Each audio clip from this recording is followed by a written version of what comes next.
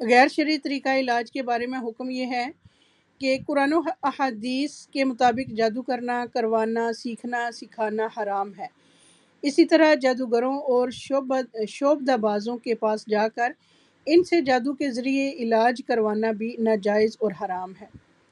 نبی کریم صلی اللہ علیہ وآلہ وسلم نے فرمایا، وہ ہم میں سے نہیں جو فال لے یا اس کے لیے فال لی جائے۔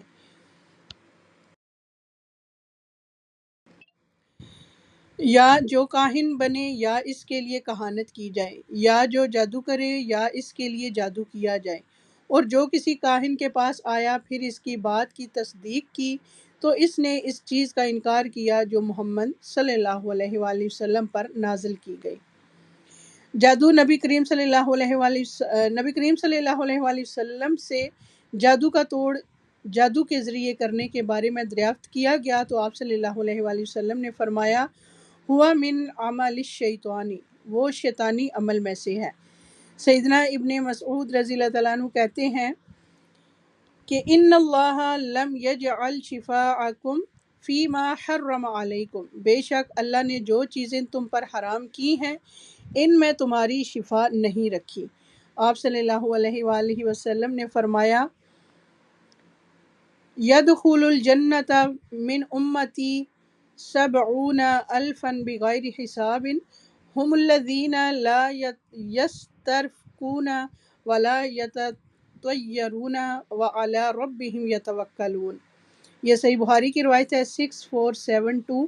ترجمہ ہے کہ میری امت کے 70,000 لوگ بلا حساب جنت میں داخل ہوں گے۔ یہ وہ لوگ ہوں گے جو نہ جھاڑ پھونک کرواتے ہیں اور نہ فال لیتے ہیں بلکہ اپنے رب پر بھروسہ کرتے ہیں۔ لہٰذا ہمیں غیر شرعی اور حرام طریقوں سے اجتناب کرنا چاہیے۔ اللہ تعالیٰ سے دعا ہے کہ وہ ہمیں جادو اور شیاطین کے شر سے محفوظ رکھیں اور ہماری حفاظت فرمائے۔ آج جو ہم نے پڑھنا ہے وہ ہے جادو زائل کر دینا، جادو کا اثر زائل کر دینا۔ یعنی اگر معلوم ہو جائے کہ جادو ہوا ہے تو جادو کو زائل کرنے کے لیے مستند معالج کو تلاش کرنا چاہیے، یعنی ہر کسی کے پاس نہیں بھاگنا چاہیے۔ رسول اللہ صلی اللہ علیہ وآلہ وسلم پر جادو ہوا تو آپ صلی اللہ علیہ وآلہ وسلم نے کنویں سے وہ اشیاء بال نکلوائیں جن کی مدد سے جادو کا عمل کیا گیا تھا۔ شیخ عبدالعزیز بن باز رحمۃ اللہ فرماتے ہیں، جادو کی جگہ کا پتہ چلانے کی حتی الامکان کوشش کی جائے، خواہ زمین میں ہو یا پہاڑ پر یا کسی اور جگہ۔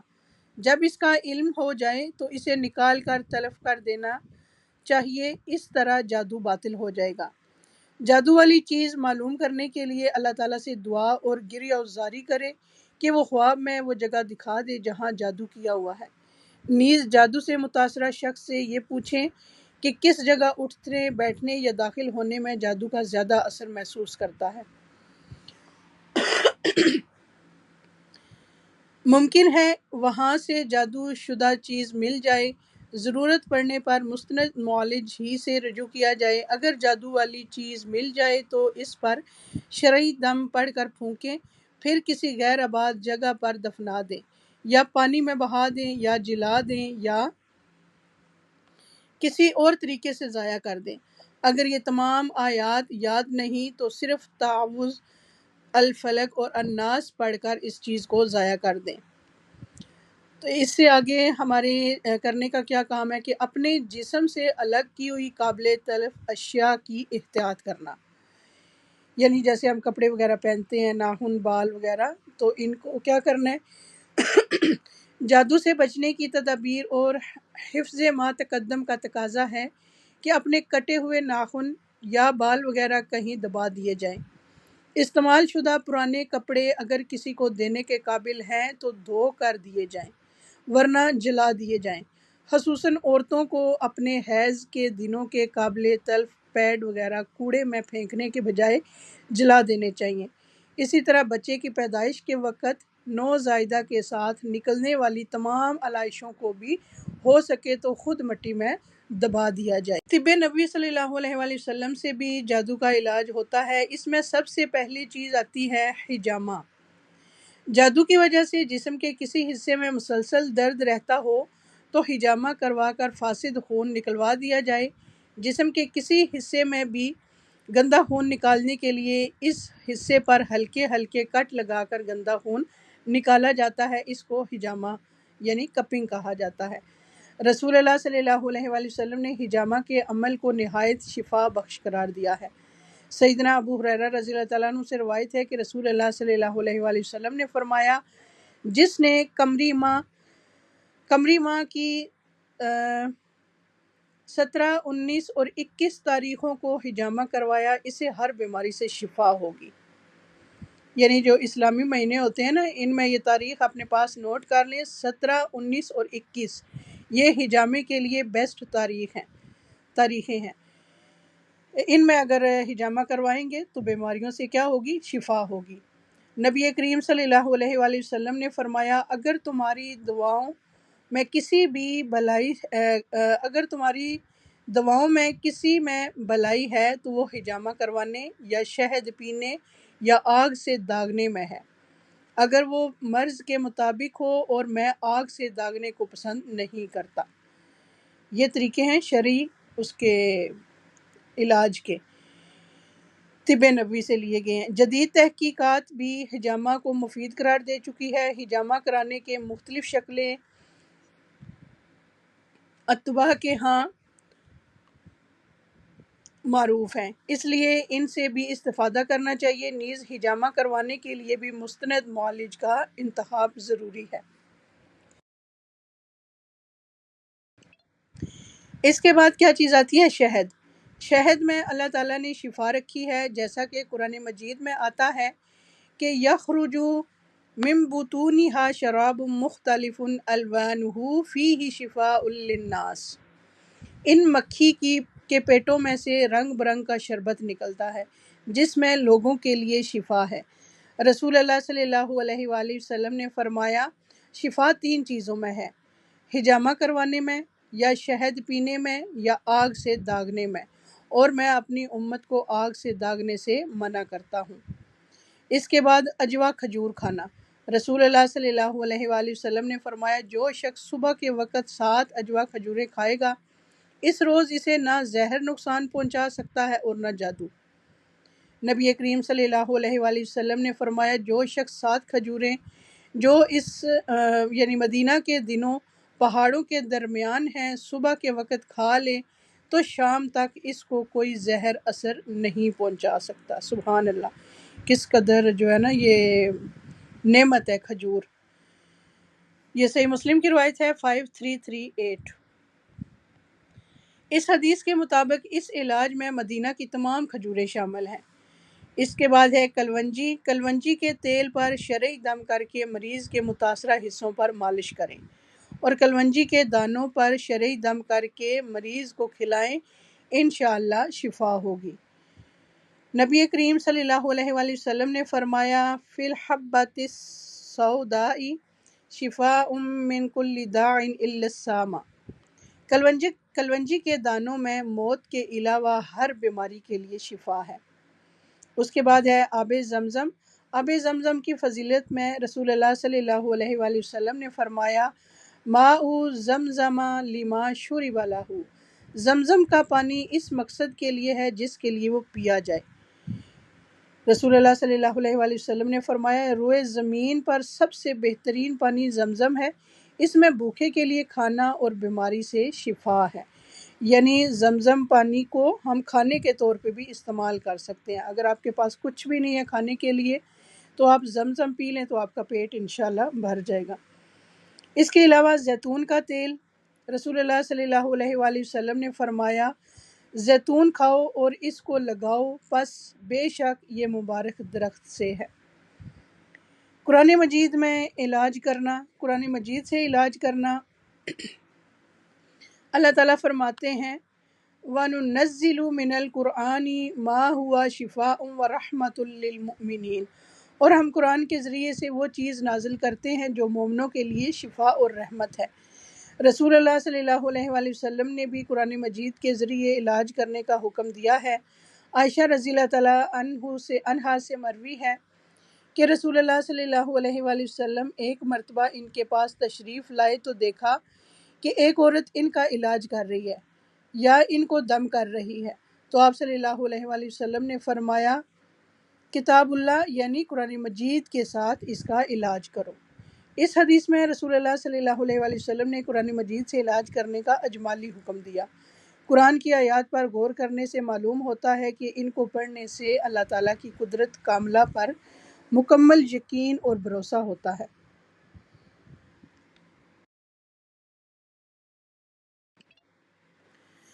اور انسان روحانی طور پر مضبوط ہو جاتا ہے۔ یہ بات تجربے سے ثابت ہے کہ قرآن مجید ہر قسم کی جسمانی، روحانی اور نفسیاتی بیماریوں کا علاج ہے، اس لیے اس عظیم کتاب کی کثرت سے تلاوت کرنی چاہیے۔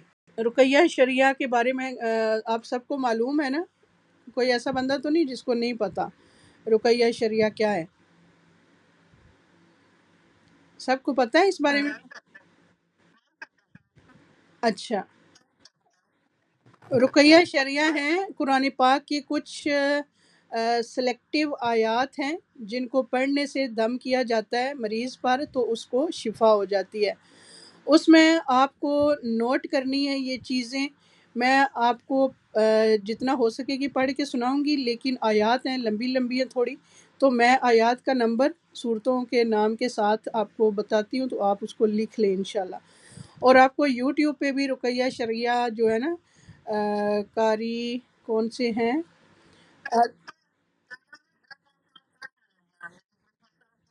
ہاں، رقیہ شریعہ آپ یوٹیوب میں بھی سرچ کریں گے نا تو آپ کو مل جائے گا، وہ بھی مریض کے پاس لگا کے نا چھوڑ دیں تو اس سے کافی زیادہ افاقہ ہوتا ہے، جادو کے لیے یا نظر بد کے لیے یہ ساری چیزیں بہت مفید ہیں۔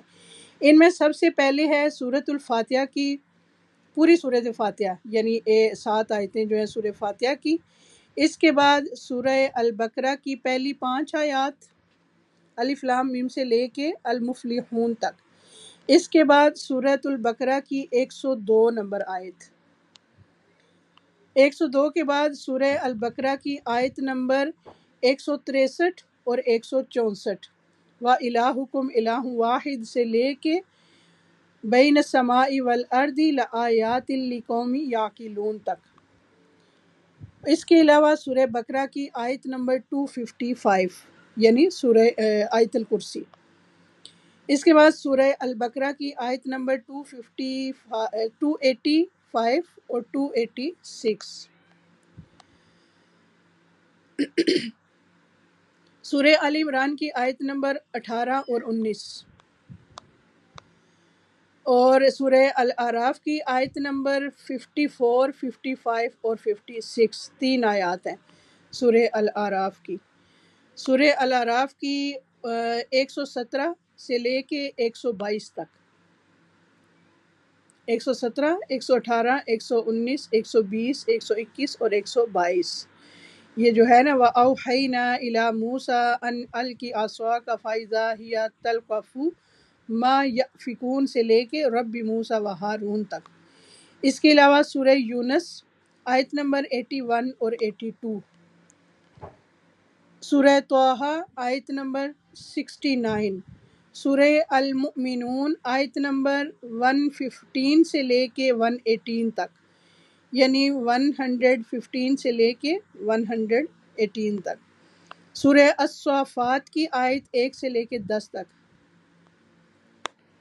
سورہ الاحقاف آیت نمبر 29 سے لے کے 33 تک، سورہ الرحمن اس کی آیت نمبر 33، 34، 35 اور 36، سورہ الحشر آیت نمبر 21، 22، 23 اور 24، یہ جو ہے نا لو انزلنا ھذا القرآن علی جبل لرأیتہ خاشعا متصدعا من خشیۃ اللہ سے لے کے والارض ما فی السماوات والارض وہو العزیز الحکیم تک۔ اس کے علاوہ سورہ التغابن آیت نمبر 14، 15 اور 16، سورہ جن کی پہلی 10 آیات، یہ ساری رقیہ شریعہ میں آپ کو مل جائیں گی آیات، اور یوٹیوب میں آپ ضرور اس کو سرچ کیجئے گا۔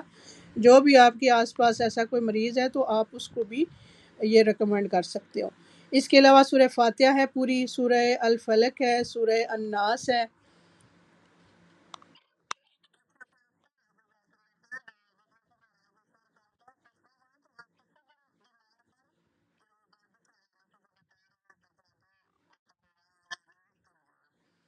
ہاں جی، آپ نا یہ جادو اور نظر بد کے لیے اسپیشل.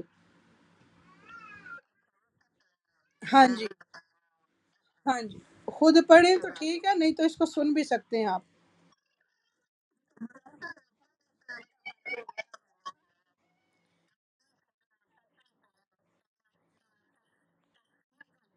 ہاں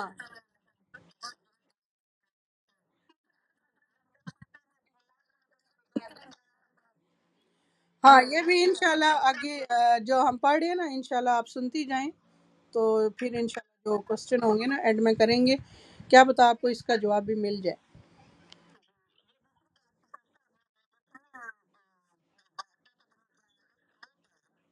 حجامہ، حجامہ نہیں ہوتا وہ جو لگاتے ہیں باڈی پہ، خون نکالتے ہیں کپیوں کے ساتھ کھینچ کے. ہاں کپنگ بولتے ہیں نا. ہاں، اس کو بھی ہر کسی سے نہیں، صحیح جو بندہ ٹرین ہو نا اس سے کروانا چاہیے. اور یہ سنت طریقہ ہے نا، اور یہ ہر بیماری میں کروا سکتے ہیں حجامہ. ہاں جی.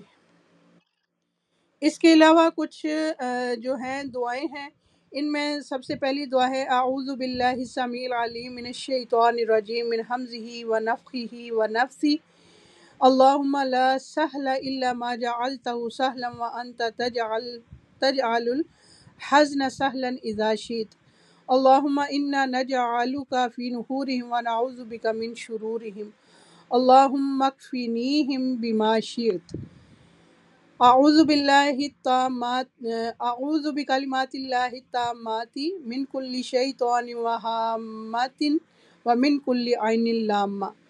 یہ ساری جو ہے نا دعائیں ہیں. اعوذ بکلمات اللہ التامات من غضبہ وعقابہ وشر عبادہ ومن ہمزات الشیاطین وان یحضرون. اس کے علاوہ اور بھی ہیں. اعوذ بکلمات اللہ التامات اللاتی لا یجاوزہن بر ولا فاجر من شر ما خلق وذرأ وبرأ ومن شر ما ینزل من السماء ومن شر ما یعرج فیہا ومن شر ما ذرأ فی الارض وبرأ ومن شر ما یخرج منہا ومن شر فتن اللیل والنہار ومن شر کل طارق الا طارقا یطرق بخیر یا رحمان. اچھا، آپ کو یاد ہوگا کہ دورہ قرآن میں نے کچھ آیات آپ کو لکھوائی تھی اسی کے حوالے سے کہ جادو کا پتہ لگ جاتا ہے نا اگر اس انسان پہ ہو، ان کو پڑھ کے پانی پہ دم کر کے. تو وہ میں ان کو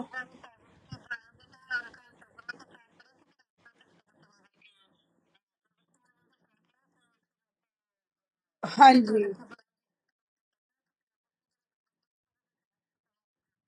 بالکل، یہ بذات خود بھی ان کو پڑھے نا تو آٹومیٹکلی اللہ تعالیٰ جو ہے نا وہ سکینہ. ہوں،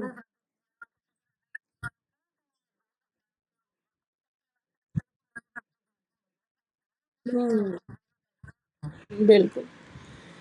اور یہ بہت ہی جو ہے نا پیاری دعائیں ہیں اور بہت ہی الحمدللہ سکون دیتی ہیں ان کو پڑھنے سے. اور ان کو پڑھ کے دم بھی کریں تو کافی افاقہ ہوتا ہے اس چیز سے.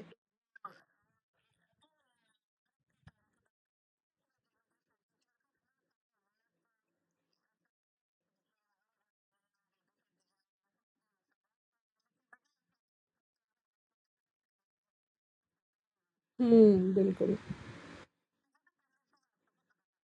بالکل. اس کے علاوہ دعا ہے اعوذ بوجہ اللہ العظیم الذی لیس شیء اعظم منہ وبکلمات اللہ التامات اللاتی لا یجاوزہن بر ولا فاجر وباسماء اللہ الحسنی کلہا ما علمت منہا وما لم اعلم من شر ما خلق وبرأ وذرأ. میں اللہ کے چہرے کی پناہ لیتا ہوں جس سے عظیم کوئی اور چیز نہیں ہے، اور اس کے مکمل کلمات کے ساتھ پناہ لیتا ہوں جن سے کوئی نیک یا بد آگے نہیں بڑھ سکتا، اور اس لیے کہ تمام اسماء حسنہ کے ساتھ پناہ لیتا ہوں جن کو میں جانتا ہوں اور جن کو میں نہیں جانتا. اس چیز کے شر سے جس کو اس نے بنایا، پیدا کیا اور پھیلایا۔ اس کے علاوہ ہے اللہم رب السماوات و رب الارض و رب العرش العظیم ربنا و رب کل شیء خالق الحب والنوا ومنزل التوراۃ والانجیل والفرقان اعوذ بک من شر کل شیء انت آخذ بناصیتہ اللہم انت الاول فلیس قبلک شیء وانت الآخر فلیس بعدک شیء وانت الظاہر فلیس فوقک شیء وانت الباطن فلیس دونک شیء۔ اے اللہ، آسمانوں اور زمین کے رب اور عرش عظیم کے رب، ہمارے اور ہر چیز کے رب، دانے اور گٹھلی کو پھاڑنے والے، تورات، انجیل اور فرقان نازل کرنے والے، میں ہر اس چیز کے شر سے تیری پناہ لیتا ہوں جس کی پیشانی تو ہی پکڑے ہوئے ہے۔ اے اللہ، تو ہی اول ہے، تجھ سے پہلے کوئی چیز نہیں، تو ہی آخر ہے، تیرے بعد کوئی چیز نہیں، تو ہی ظاہر ہے، تجھ سے اوپر کوئی چیز نہیں، اور تو ہی باطن ہے، تیرے سوا کوئی چیز نہیں۔ اس کے علاوہ بسم اللہ الذی لا یضر مع اسمہ شیء فی الارض ولا فی السماء وہو السمیع العلیم۔ اللہ کے نام سے، وہ ذات جس کے نام کے ساتھ کوئی چیز زمین میں اور آسمان میں نقصان نہیں دے سکتی، اور وہ خوب سننے والا، خوب جاننے والا ہے۔ لا الہ الا اللہ وحدہ لا شریک لہ، لہ الملک ولہ الحمد وہو علی کل شیء قدیر۔ اللہ کے سوا کوئی معبود نہیں، وہ اکیلا ہے، اس کا کوئی شریک نہیں، اسی کے لیے بادشاہت ہے اور اسی کے لیے سب تعریف ہے، اور وہ ہر چیز پر خوب قدرت رکھنے والا ہے۔ مدرجہ بالا دعائیں پڑھتے ہوئے تکلیف کی جگہ پر ہاتھ رکھ کر دم بھی کیا جا سکتا ہے۔ اپنا ہاتھ درد کے مقام پر رکھ کر 3 بار پڑھیں بسم اللہ بسم اللہ بسم اللہ، پھر 7 مرتبہ یہ دعا پڑھیں اعوذ باللہ و قدرتہ من شر ما اجد و احاذر، تو انشاءاللہ درد ٹھیک ہو جائے گا۔ یہ میری آزمائی ہوئی ہے، دعا ہے، تو آپ بھی اس پہ ضرور عمل کیجئے گا۔ یہ میں نے شیئر بھی کی تھی آپ سے لاسٹ کلاس میں، جب اس کا ذکر ہوا تھا نا، تو میں نے شیئر کی تھا۔ اس کے علاوہ ایک اور دعا ہے حفاظت کی، شفا کے لیے، اذهب البأس رب الناس واشف انت الشافی لا شفاء الا شفاؤک شفاء لا یغادر سقما۔ بہت ہی پیاری دعا ہے۔ ترجمہ اس کا سنیں کہ اے لوگوں کے رب، تکلیف کو دور کر دے اور شفا عطا فرما، تو ہی شفا دینے والا ہے، تیری شفا کے سوا شفا نہیں، ایسی شفا جو بیماری کو باقی نہ چھوڑے۔ سبحان اللہ۔ اسأل اللہ العظیم رب العرش العظیم ان یشفیک، 7 بار یہ پڑھنا ہے۔ میں عظمت والے اللہ سے، عرش عظیم کے رب سے سوال کرتا ہوں کہ وہ تجھے شفا دے۔ یہ ہم پڑھ کے دوسروں پہ بھی دم کر سکتے ہیں اور اپنے لیے بھی کر سکتے ہیں۔ یہ سارا اس رقیہ شریعہ میں آ جاتا ہے، آپ کو یہ ساری اس میں مل جائیں گی۔ امسح الباس رب الناس بیدک الشفاء لا کاشف لہ الا انت، اے لوگوں کے رب، تکلیف کو دور کر دے، تیرے ہی ہاتھ میں شفا ہے، تیرے سوا کوئی تکلیف کو دور کرنے والا نہیں ہے۔ بسم اللہ ارقیک من کل شیء یؤذیک،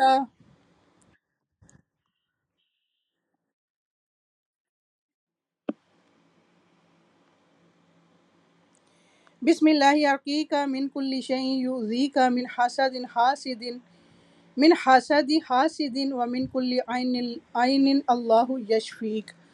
میں اللہ کے نام کے ساتھ آپ کو دم کرتا ہوں ہر اس چیز سے جو آپ کو اذیت دے، حاسد کے حسد سے اور ہر بری نظر کے شر سے، اللہ تعالیٰ آپ کو شفا دے۔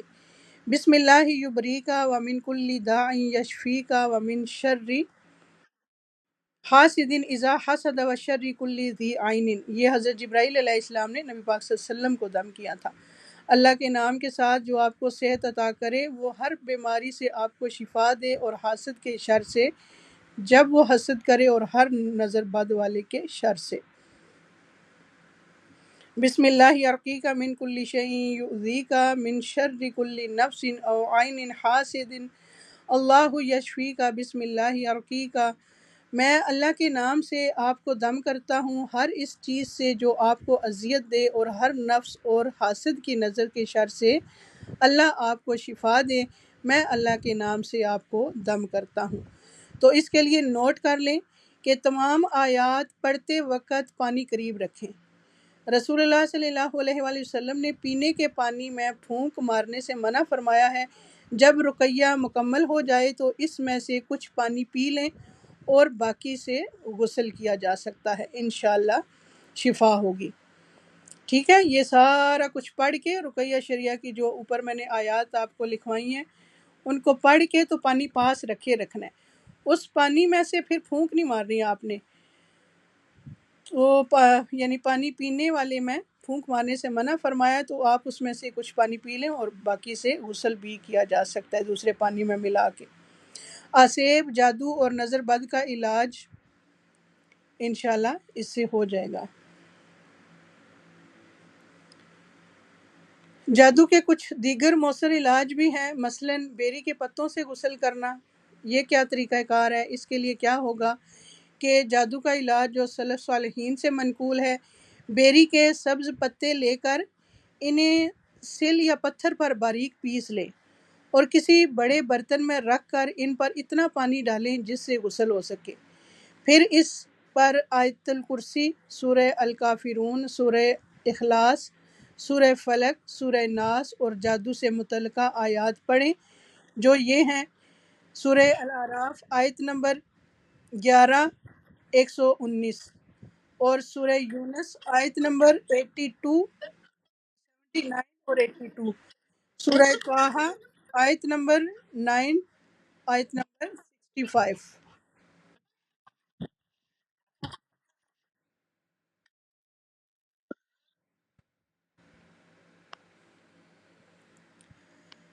اچھا جی، سورہ یونس آیت نمبر 79 سے 82 اور سورہ طٰہٰ میں آیت نمبر 9 اور 65۔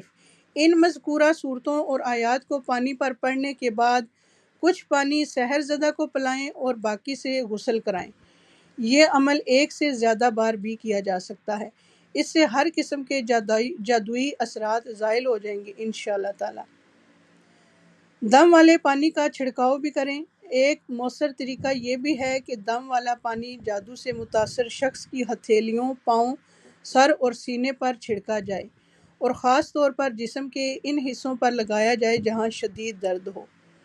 آیات کو لکھ کر پلانا، جادو کے شدید اثر میں آیات کو لکھ کر پلانا بھی سلف صالحین سے منقول ہے۔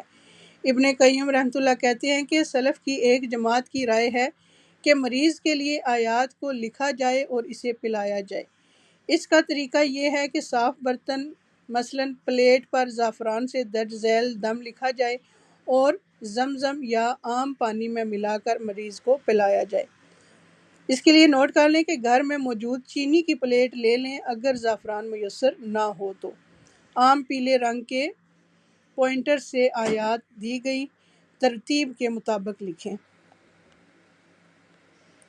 اچھا، ان میں کون سی آیات لکھ سکتے ہیں ہم؟ بسم اللہ الرحمن الرحیم، پھر درود ابراہیمی، سورۃ الفاتحہ، سورہ البقرہ آیت نمبر 1 سے 7 تک اور سورہ البقرہ آیت نمبر 255، سورہ البقرہ آیت نمبر 258 اور 285 اور 286، سورہ الاعراف آیت نمبر 117 سے 122 تک، سورہ یونس آیت نمبر 81 اور 82، سورہ طٰہٰ آیت نمبر 69 70، سورہ المؤمنون آیت نمبر 115 سے 118 تک، سورہ اخلاص، سورہ فلق، سورہ ناس، سورہ الاسراء آیت 82، سورہ فصلت آیت 44، سورہ الشعراء آیت 80 اور سورہ علم نشرح۔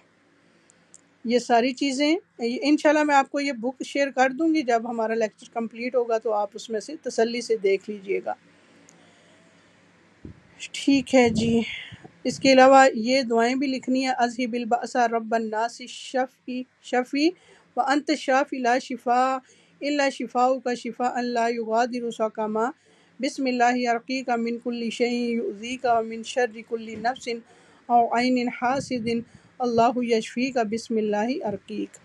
سورہ انفال آیت نمبر 12، سورہ انعام آیت نمبر 93، سورہ الانعام آیت 50، سورہ حج آیت 19، سورہ ابراہیم آیت 15 16 17، سورہ دخان آیت نمبر 43 سے لے کے 49، سورہ الصافات آیت نمبر 1 سے 10، اور سورہ الفجر آیت نمبر 21 سے 26 تک، سورہ الکہف آیت نمبر 29، سورہ ابراہیم آیت 49-50، اور سورہ انعام آیت نمبر 45۔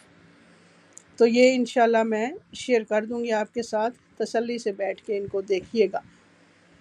آپ یہ بک کسی اوروں کے ساتھ بھی شیئر کر سکتے ہیں جن کے ساتھ یہ مسئلہ ہے۔ اول تو اللہ تعالیٰ ہمیں ان مسئلے مسائل سے بچائے رکھے، اگر خدا نخواستہ کسی کے ساتھ یہ مسئلہ ہے تو اس کے لیے یہ بہت مفید چیزیں ہیں۔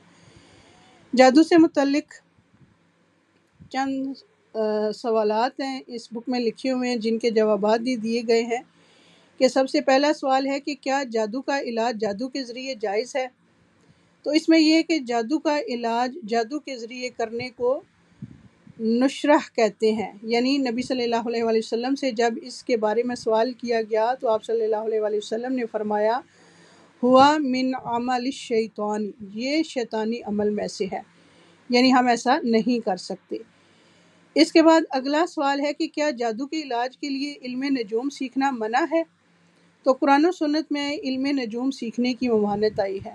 رسول اللہ صلی اللہ علیہ وآلہ وسلم نے فرمایا کہ جس نے علم نجوم میں سے کچھ حاصل کیا اس نے جادو کا ایک حصہ سیکھ لیا، اب جتنا زیادہ حاصل کرے گا اتنا ہی زیادہ جادو سیکھنے والا شمار ہوگا۔ تو اس سے کیا پتہ چلتا ہے کہ نہیں سیکھ سکتے۔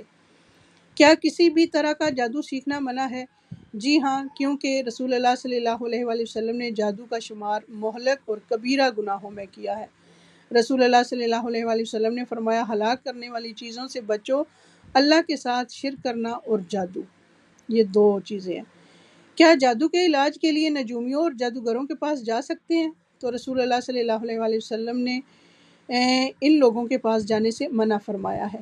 رسول اللہ صلی اللہ علیہ وآلہ وسلم نے فرمایا وہ ہم میں سے نہیں جو فال لے یا اس کے لیے فال لی جائے، یا جو کہانت کرے یا اس کے لیے کہانت کی جائے، یا جو جادو کرے یا جادو کروائے، اور جو کسی کاہن کے پاس آیا اور اس کی بات کی تصدیق کی تو اس نے اس چیز کا انکار کیا جو محمد صلی اللہ علیہ وآلہ وسلم پر نازل ہوئی۔ نبی صلی اللہ علیہ وسلم نے فرمایا کہ جو کسی غیب کی خبر دینے والے کے پاس جا کر اس سے کچھ پوچھتا ہے 40 راتوں تک اس کی نماز قبول نہیں ہوتی۔ اللہ اکبر۔ یہ صحیح مسلم کی روایت ہے 5821۔ ان احادیث سے پتہ چلتا ہے کہ نجومیوں اور جادوگروں کے پاس جانا جائز نہیں ہے۔ تو کیا پھر جنات سے خدمت لینا جائز ہے یا نہیں؟ جنات سے جائز معاملات میں خدمت لینا جائز ہے، لیکن شرط یہ ہے کہ اس خدمت کا ذریعہ جائز ہو۔ جیسے حضرت سلیمان علیہ السلام جنوں سے خدمت لیا کرتے تھے، اگر ذریعہ حرام ہو تو پھر خدمت بھی حرام ہے۔ یعنی جب وہ یہ شرط لگائیں کہ اللہ تعالیٰ کے ساتھ شرک کریں یا کسی جن کے نام پر کوئی جانور ذبح کریں، رکوع سجدہ کریں، ایسی صورت میں خدمت لینا حرام ہے۔ تو کیا جنات غیب کا علم رکھتے ہیں؟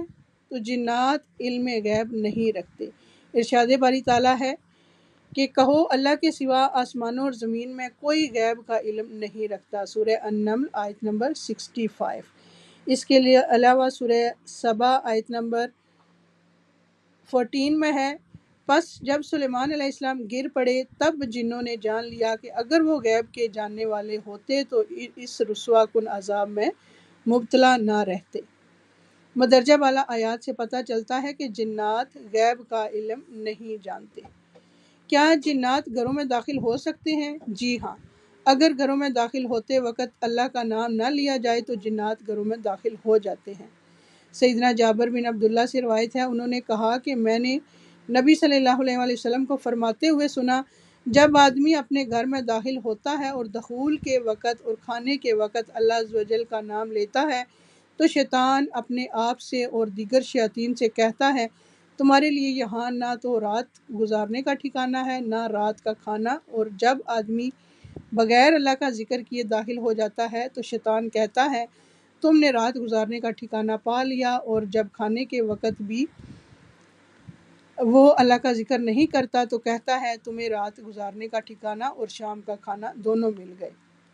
تو اس لیے لازمی بات ہے کہ آپ جب گھر میں داخل ہوں تو گھر میں داخل ہونے کی دعا لازمی پڑھیں۔ کیا جن انسانوں کو تنگ کرتے ہیں؟ جی ہاں، جن انسانوں کو تنگ کرتے ہیں سیدنا محمد بن ابی بن کعب رحمۃ اللہ اپنے باپ سے روایت کرتے ہیں کہ ان کے کھجوروں کے کھلیان تھے تو وہ اس میں کمی دیکھتے، تو ایک رات انہوں نے چور کو پکڑ لیا۔ وہ جانور سے مشابہ ایک 9 عمر لڑکا تھا۔ انہوں نے اس کو سلام کیا تو اس نے جواب دیا۔ انہوں نے کہا تم کون ہو، جن یا انسان؟ اس نے کہا میں جن ہوں۔ انہوں نے کہا اپنا ہاتھ میری طرف بڑھاؤ، تو اس نے اپنا ہاتھ بڑھایا۔ اس کا ہاتھ کتے کی ہاتھ کی طرح تھا اور اس کے بال کتے کے بال کی طرح تھے۔ انہوں نے پوچھا کیا اس طرح جنوں کی تخلیق ہوتی ہے؟ اس نے کہا جن یہ جانتے ہیں کہ جنوں میں مجھ سے زیادہ شدید اور کوئی نہیں۔ انہوں نے کہا تم میرے پاس کیوں آئے ہو؟ اس نے کہا مجھے خبر ملی ہے کہ تم صدقہ کرنا بہت پسند کرتے ہو، تو میں تمہارے کھانے میں سے کچھ اپنا حصہ لینے آیا ہوں۔ انہوں نے کہا کیا چیز تم سے بچا سکتی ہے؟ تو اس نے کہا وہ آیت جو سورہ البقرہ میں ہے، یعنی آیت الکرسی، آیت نمبر 255۔ جو کوئی اسے رات کو پڑھے گا وہ صبح تک ہم سے پناہ میں رہے گا، اور جو صبح اسے پڑھے گا وہ رات تک ہم سے پناہ میں رہے گا۔ پھر جب صبح کو انہوں نے اس بات کا ذکر نبی صلی اللہ علیہ وآلہ وسلم سے کیا تو آپ صلی اللہ علیہ وآلہ وسلم نے فرمایا اس خبیث نے سچ کہا ہے۔ اس کے علاوہ ہے کہ کیا جنات اور شیاطین انسانوں پر اثر انداز ہوتے ہیں؟ تو جی ہاں، اثر انداز ہوتے ہیں۔ ہمارے اعمال، معاملات اور عادات بھی شیاطین کو دعوت دینے کا باعث ہیں، جیسا کہ قرآن مجید میں آتا ہے سورہ البقرہ آیت نمبر 275، وہ لوگ جو سود کھاتے ہیں وہ کھڑے نہیں ہوں گے مگر جیسے کہ کھڑا ہوتا ہے وہ شخص جسے شیطان نے چھو کر خبتی بنا دیا ہو، یہ اس وجہ سے کہ وہ کہتے ہیں کہ بے شک تجارت بھی تو سود ہی جیسی ہے۔ اس کے علاوہ سورہ الاعراف آیت نمبر 27 میں ہے بے شک ہم نے شیاطین کو ان لوگوں کا دوست بنایا ہے جو ایمان نہیں رکھتے۔ سورہ الاعراف آیت نمبر 30 اور سورہ فصلت آیت نمبر 25 میں ہے، سورہ الاعراف آیت نمبر 30 ہے بے شک انہوں نے اللہ کو چھوڑ کر شیطانوں کو دوست بنا لیا اور وہ سمجھتے ہیں کہ یقیناً وہ ہدایت پانے والے ہیں۔ فصلت آیت نمبر 25 ہے اور ہم نے ان کے لیے کچھ ساتھی مقرر کر دیے، پس انہوں نے ان کے اگلے پچھلے اعمال ان کی نگاہوں میں خوبصورت بنا رکھے تھے، اور ان کے حق میں بھی اللہ کا قول ان امتوں کی طرح پورا ہوا جو ان سے پہلے جنوں اور انسانوں میں گزر چکی ہیں، بے شک وہ خسارہ اٹھانے والے تھے۔ سیدنا عثمان بن ابی العاص ثقفی رحمۃ اللہ علیہ نے رسول اللہ صلی اللہ علیہ وآلہ وسلم سے کہا اے اللہ کے رسول صلی اللہ علیہ وآلہ وسلم، مجھے نماز میں ایسی صورتحال پیش آتی ہے کہ مجھے یاد نہیں رہتا کہ نماز میں کیا پڑھ رہا ہوں۔ آپ صلی اللہ علیہ وآلہ وسلم نے فرمایا یہ شیطان کا اثر ہے، میرے قریب آؤ۔ میں آپ صلی اللہ علیہ وسلم کے قریب ہوا اور پنجوں کے بل بیٹھ گیا۔ آپ صلی اللہ علیہ وآلہ وسلم نے میرے سینے پر ہاتھ مارا اور میرے منہ میں تھتکارا اور فرمایا اے اللہ کے دشمن نکل جا۔ آپ صلی اللہ علیہ وسلم نے 3 بار ایسا ہی کیا، پھر فرمایا اپنے کام پر چلے جاؤ۔ عثمان رضی اللہ تعالیٰ عنہ فرماتے ہیں میری عمر گواہ ہے کہ اس کے بعد شیطان نے مجھے پریشان نہیں کیا۔ سبحان اللہ۔ تو کیا علاج دم توکل علی اللہ کے خلاف ہے؟ توکل کا مطلب یہ ہے کہ انسان اسباب اور ذرائع کو اختیار کرتے ہوئے اللہ تعالیٰ پر بھروسہ کرے، لہٰذا علاج اور دم توکل علی اللہ کے خلاف نہیں ہے۔ سیدنا انس رضی اللہ تعالیٰ عنہ سے روایت ہے کہ ایک شخص نے نبی کریم صلی اللہ علیہ وآلہ وسلم سے پوچھا اے اللہ کے رسول صلی اللہ علیہ وسلم، میں اونٹ کو باندھوں اور توکل کروں یا چھوڑ کر توکل کروں؟ آپ صلی اللہ علیہ وآلہ وسلم نے فرمایا ایکلھا و توکل، اس کو باندھو اور توکل کرو۔ تو کیا دم پر اجرت لینا جائز ہے؟ شرعی دم پر اجرت لینے میں کوئی حرج نہیں، لیکن اسے مستقل پیشہ یا مال کمانے کا ذریعہ نہیں بنانا چاہیے۔ جیسا کہ آپ نے وہ قصہ سنا ہوا ہے نا کہ صحابہ کرام کہیں جا رہے تھے تو راستے میں پڑاؤ ڈالا تو کوئی ان کے پاس آیا اور انہوں نے کہا کہ ہمارا بادشاہ بیمار ہے، تو ان میں سے ایک صحابی گئے اور انہوں نے سورہ فاتحہ اس پہ دم کی تو وہ ٹھیک ہو گیا۔ تو انہوں نے پھر تحفے میں ان کو بکریاں دی تھی اور انہوں نے رکھ لی تھی۔ تو اس میں کوئی حرج نہیں، اگر کوئی دم ڈالتا ہے تو یا علاج کرتا ہے تو اسے اجرت دینا چاہیے۔ کیا مریض کے گلے میں قرآنی آیات لٹکانا جائز ہے؟ قرآنی آیات پر مشتمل تعویذ لٹکانے کی بعض اہل علم نے کچھ شرائط کے ساتھ اجازت دی ہے۔ اس کی دلیل سیدہ عائشہ کا یہ قول ہے، فرماتی ہیں تمیمہ یعنی تعویذ وہ نہیں ہے جو مصیبت آنے کے بعد لٹکایا جائے، بلکہ تمیمہ یعنی تعویذ اسے کہتے ہیں جسے کسی مصیبت کے لاحق ہونے سے قبل لٹکایا جائے، جبکہ بعض اسے جائز نہیں سمجھتے کیونکہ قرآنی آیات لٹکانا مسنون طریقہ نہیں، اس لیے بہتر ہے کہ آیات پڑھ کر نصیحت حاصل کی جائے اور صحت کی دعا کی جائے۔ کیا آب زمزم سے بھی علاج ہوتا ہے؟ جی ہاں، کیونکہ رسول اللہ صلی اللہ علیہ وآلہ وسلم نے فرمایا روئے زمین کا سب سے بہتر پانی آب زمزم ہے، اس میں بھوکے کے لیے کھانا اور بیماری سے شفا ہے۔ تو یہ تھا ہمارے جادو کے متعلق ساری چیزیں۔ تو الحمدللہ آج ہم نے اس کو کمپلیٹ کر لیا ہے۔ تو کل انشاءاللہ ایک نئی آیت قرآن پاک کی نئے ٹاپک کے ساتھ ہم آئیں گے انشاءاللہ۔ اللہ تعالیٰ ہمیں ان پر عمل کرنے کی توفیق عطا فرمائے اور اللہ تعالیٰ ہمیں ان سب بیماریوں سے محفوظ رکھے۔ وآخر دعوانا ان الحمد للہ رب العالمین۔ سبحانک اللہم وبحمدک نشہد ان لا الہ الا انت استغفرک واتوب الیک۔ السلام علیکم ورحمۃ اللہ وبرکاتہ۔